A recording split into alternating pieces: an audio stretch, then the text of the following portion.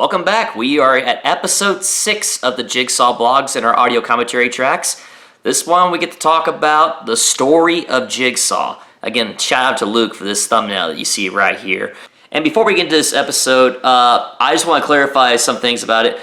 This is the episode where I hate to say it's my least favorite episode.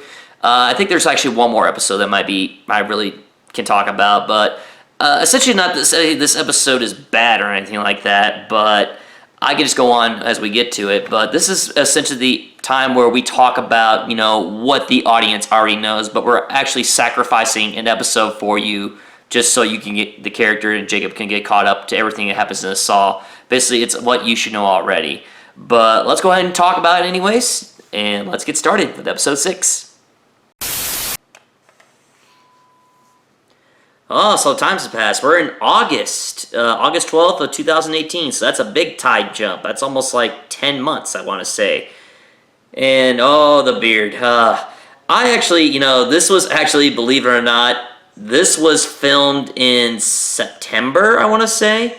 And literally, I shot this like a week before I got married.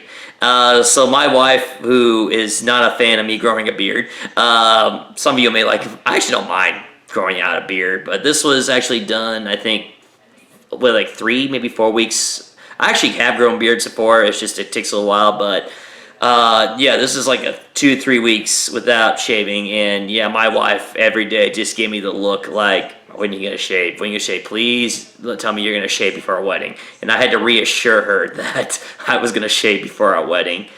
And so this is the only time you'll see the Jacob character with facial hair throughout the entire season. Maybe season 2 I'll grow a beard, but we'll see. But yeah, this is the part where enough time has passed. And remember where Jacob talked to Mark in episode 3, how we go down a rabbit hole? You see Jacob right here get really excited and talk about what he's learned, because he's had like months with these files that he got from the organizer. And I think there's an episode There's Always Sunny in Philadelphia where the Charlie Day character like pins a bunch of stuff on walls to conspiracy theory. That was kind of the idea I got from this episode setting up in this room. Yeah, and one more thing I should mention before we start, the Jacob character talks about the events of Jigsaw because enough time has passed. I think with 10 months passing after the events of the Jigsaw movie, I think the smart thing to do was for my character to address the Logan Nelson character. Even though he doesn't know Logan Nelson is a Jigsaw accomplice, it's a way to say, he's not going to address if Jigsaw were to get a sequel, like say Jigsaw 2, Jigsaw 3, like follow the adventures of like Logan Nelson and Eleanor Bonneville and Keith Hunt, then this is my character saying, I'm not paying attention to the storylines from that because we know it's not John Kramer. And because it's not John Kramer, the Jacob character really does need to address it as Jigsaw killings. Even though it is a Jigsaw copycat, he doesn't really address it. And then I go on and mention, please return Jigsaw's body. So that's one way to continue the story and without addressing the events. And this is probably the last time we address the Jigsaw 2017 events, because I think it's going forward, my character talks about the events that he publicly knows. So having said that, let's get right into getting into this room. So, well, actually, I'm still waiting on that, but yeah, let's get right into the room. Don't forget the camera, Jacob. That's a little joke I decided to do inside. Yeah, that's warning everybody for his. I've been building it up. I know, I still try to build it up. Just getting the part where he opens the door. I know my wife's looking at me right now as I'm doing this contract. It's like she's looking at the beard. Yeah, take the camera. So, alright, here we go. This is all the stuff I bought off Etsy and some photocopies.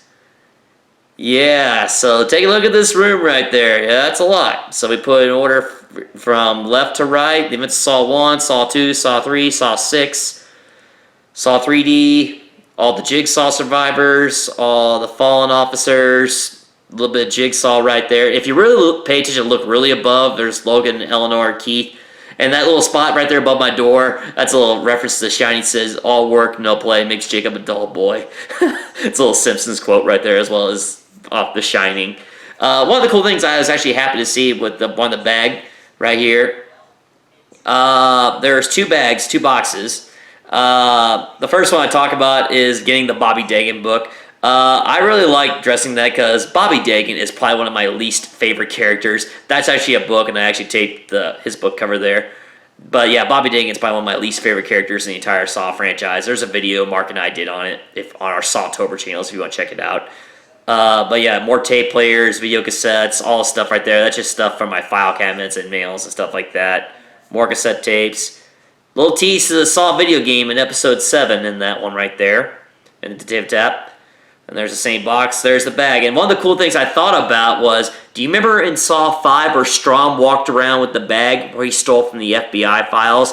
Well, this was the bag that he carried. I wish I would have cut that out better. You can see the borderline cuts right there. But I actually rewatched Saw 5 and I saw that on his bag there was a little ID badge on that bag that said Peter Strom. So if you really would pay attention to Saw 5, that bag, it's actually a medical bag from my track and field suitcase right there that I used, but I used that as a double as the bag for Saw 5 that Peter Strom used to collect all the files he stole from Erickson in Saw 5, and that somehow the organ donor William Shank actually got a hold of these files left over and actually kept all the files. So these are all FBI files in storyline. These are all the files that Agent Strom took from the office in Saw 5 that he must have left behind. And we get into the story, and as I touched on in the beginning, this is probably one of my least favorite episodes. I love how we start with the board right there, like I talked about, Charlie Date, and that's always standing for W, conspiracy board. But the story of Jigsaw, this is the first time I actually used Charlie Clouser's theme music. I contemplated whether or not I should use the theme music as a background, but I think it makes it go a little bit better editing-wise when they just listen to me talk with no filler in the background. My video actually got flagged for background music, and that's probably why I didn't do so well traction-wise. But going on the line, what I did was, I am recapping the entire Saw saga from start to finish. And literally, we're starting about, telling the story of, what Jacob learned after 10 months, and the hairline's awful. But, hey, Bobby the Puppet. That was actually a fun little doll to play around and get there. But yeah, this is all stuff I found on Etsy right there. Partners aren't blank. And the sticky notes do have answers to questions. And one of the cool things I did right there is I got answers to questions that Saw fans had over the years. Like Jill Tuck Swag, the photo from Saw 4, Cecil Adams. I actually found out Billy Otis passed away a couple years ago. That's actually really sad. But I love Billy Otis as Cecil. Yeah. But essentially I'm talking about the events of Saw 4. But the reason why I guess I'm not a fan of this because, like I said, it's telling the audience what you already know. And unfortunately, there has to be an episode of the series where the character of Jacob has to be up to speed with everything that the audience knows with the Saw franchise.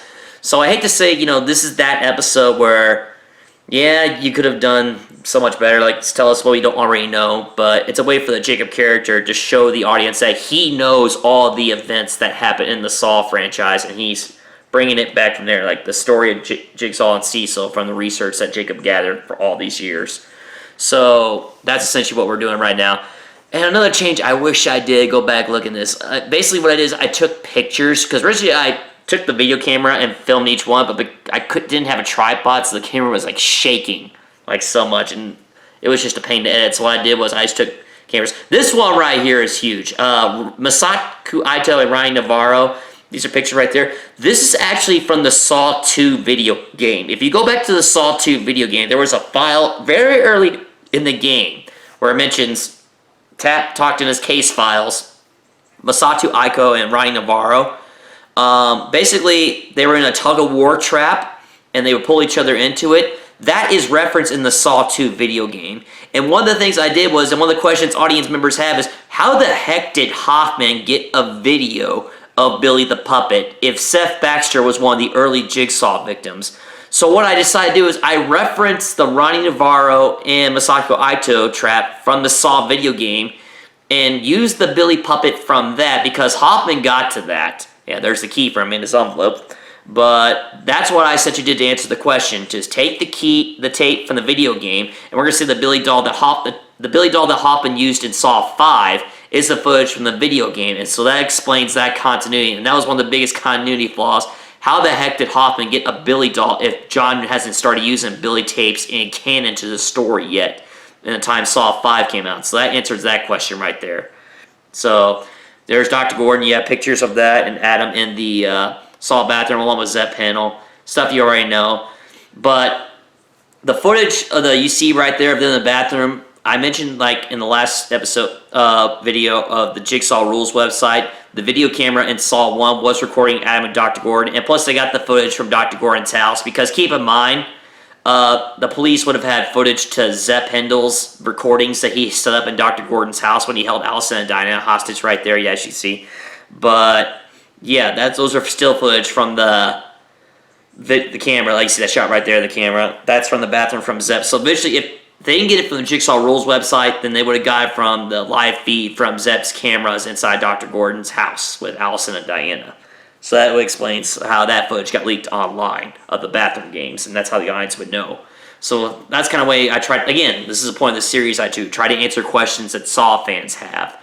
And there's one question I think someone brought up.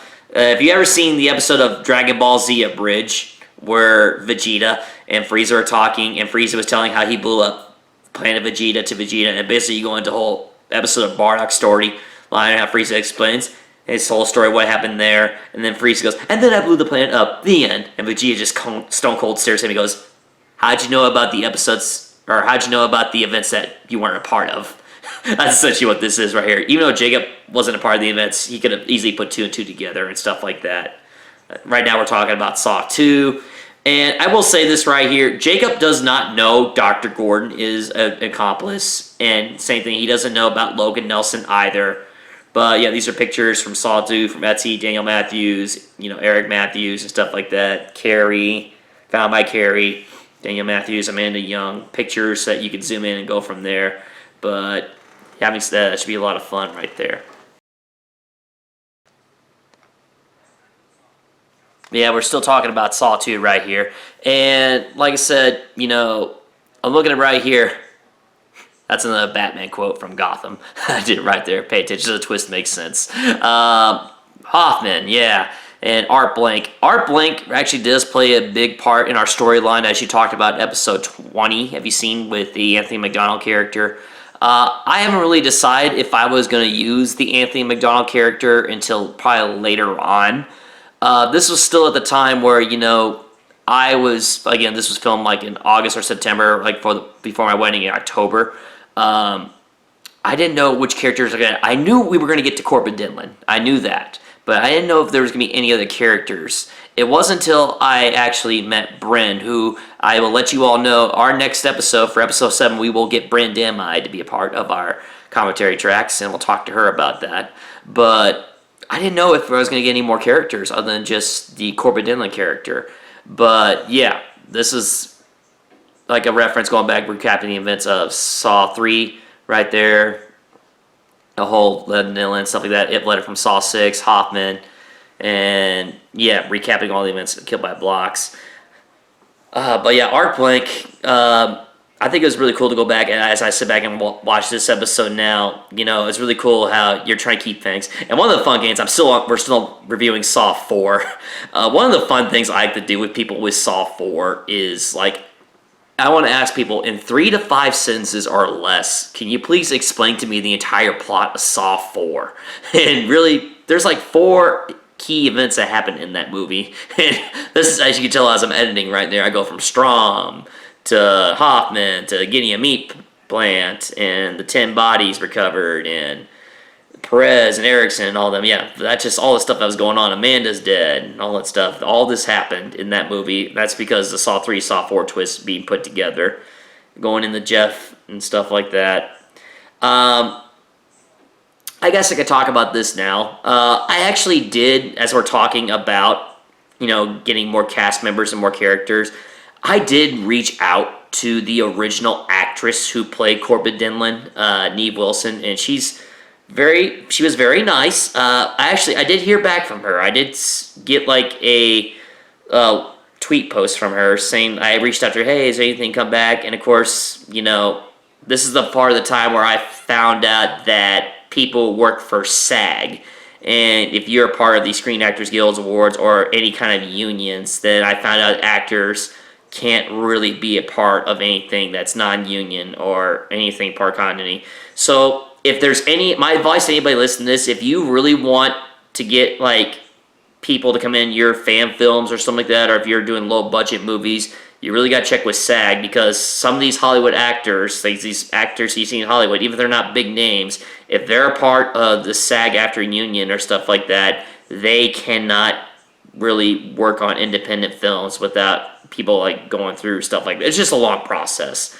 So, and I really did thought about reaching out, because at the time the pandemic going on, there was the app called Cameo.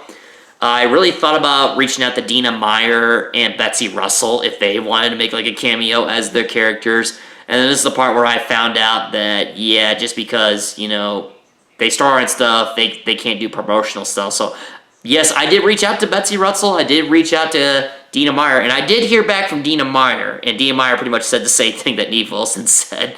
But like in like a sentence. So basically, she said, sorry, I can't do this. This is, you know, non-union, so I'm afraid I can't be a part of this project. But they both were really nice and appreciative and stuff like that.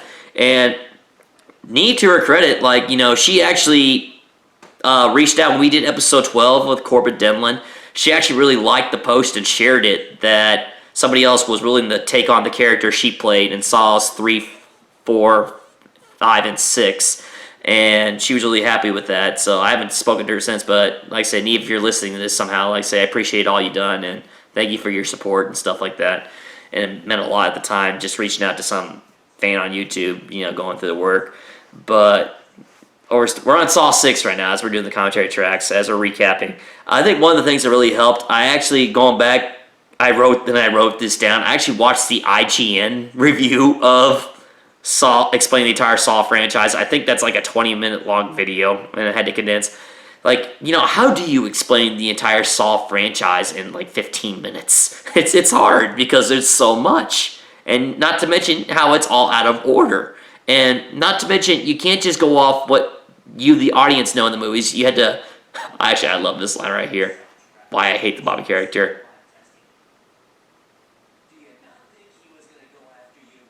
I love that. I was like, you didn't think that through, Bobby, where, you know, yeah, let's write an entire book on Jigsaw. And, like, well, I'm still alive. He's still alive testing people. Yeah, I could see no reason why the Jigsaw Killer would go after you. That's why I hate that character so much. Well, I love Sean Patrick Flannery. No, I love Sean Patrick Flannery. He gives a good performance in Saw 3D. It's just I really can't stand his character. But, yeah, old Hoffman, you know... Addressing, you know, whether Hoffman's alive or not. Yeah, this right here. This is a photograph I mentioned in Saw episode 3. This was taken from the video camera from the Saw 1 bathroom. As to which, well, how the heck did you get a photograph? This was actually done through the camera in the Saw 1 bathroom, as you can see from that angle there. So I guess every time the bathroom's open, that camera's just on. And I just go on. It's like, is he caught in jail? Is he dead? I don't know. This is like me not knowing from there. But hopefully, like I said, this episode was a chore because, you know, again, you had to sacrifice, you know, the plot in order to tell the story that you're going to tell. Now, I try to make this series more interactive. Like, this is the first time I was setting up Instagram. I was setting up emails. And it's still up today. So if you want to go to Instagram, follow us on Instagram or on Twitter at Rules Jigsaw or on Instagram, Jigsaw Blogs. Well, yeah, there they are. They're still there, still going to this day. Still the shameless plugs. Make this more interactive. So, guys, thanks again, and we'll see you episode 7 with Brandon and Mai.